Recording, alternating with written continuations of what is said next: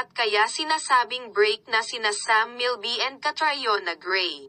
Dahil kaya nakakasama ngayon ni Catriona si Alden Richards, na ang dahilan ay ang kanilang endorsement.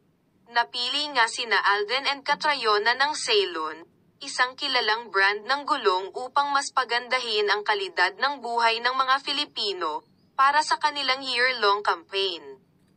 Nilalayon daw ng partnership na ito na i-highlight ang mga angtibay, abot kaya, at kaligtasan ng mga gagamit nito. Ang tagal na pala ng brand na ito, Ceylon Tire.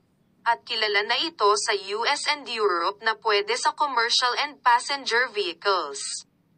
Actually, bagay silang ambassador nito dahil mahilig sila sa kotse. Anyway, mahirap pang unahang hiwalay na sina Catriona and Sam. Na-engaged sila last year at hindi naman siguro sila mag-alala Dominic Roque and Bea Alonzo. Sa kasalukuyang ay abala sina Catriona at Alden sa partnership nila sa Ceylon.